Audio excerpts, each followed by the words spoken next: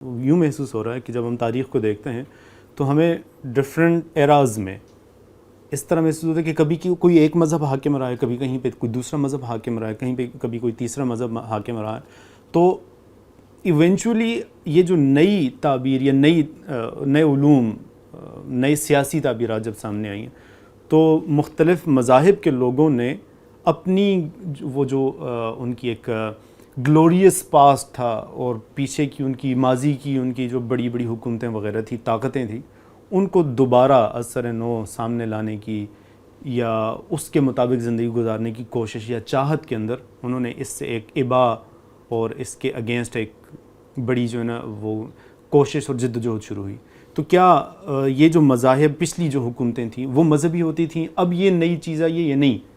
تاریخ میں انسان میں ہمیشہ، جیسے آپ نے شروع میں بتایا کہ سیاست تو انسان کے انسان سے متعلق مسائل سے شروع ہوتی ہے، تو اس کا نتیجہ تو یہ ہونا چاہیے کہ تاریخ میں کہیں پر بھی یہ مذہب درمیان میں نہیں آنا چاہیے، یا اگر آنا چاہیے تو وہ غلط ہو، یا کیا کس طریقے؟ مذہب کبھی درمیان میں نہیں آیا.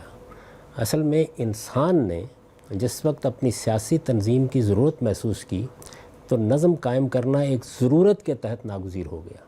جب نظم قائم کرنا ناگزیر ہو گیا تو انسان کے اندر جس طرح بنیادی جبلتیں تین ہی ہیں نا، یعنی یہ بھوک ہے جس کو کارل مارکس نے اپنی تمام تعلیمات کا ہدف بنایا، یا جنس ہے جس کو فرائیڈ نے ایک بنیادی جبلت کے طور پر پیش کیا، یا تفوق اور برتری کی جبلت ہے جس پر ایڈلر کو اصرار تھا کہ یہی اصل میں وہ جبلت ہے جو آپ کے سارے وجود کو کنٹرول کرتی ہے.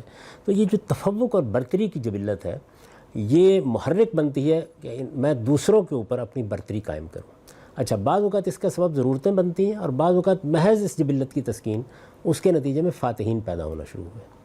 فاتحین جب پیدا ہوئے تو پہلی مرتبہ، یعنی ایک جمہوری سا نظم تھا، اگر آپ قدیم تاریخ کا مطالعہ کریں تو پہلی مرتبہ فاتحین نے حاکم اور محکوم کا تعلق پیدا کر دیا.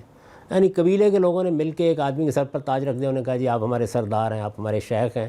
تو یہ تو نہیں کہہ سکتے آپ کے کوئی انتخابات ہوتے تھے، لیکن وہ اپنی نیچر، اپنی فطرت کے لحاظ سے ایک جمہوری سا نظم تھا. اس کے بعد جب فاتحین آگے بڑھے تو اب ظاہر ہے کہ میں نے یہ ملک فتح کیا. یعنی بابر نے اگر لودھی کو، ابراہیم لودھی کو شکست دی ہے پانی پت میں، تو اب یہ میرا حق ہے کہ میں یہاں حکومت کروں. تو حاکم اور محکوم کا تعلق اس سے پیدا ہوا.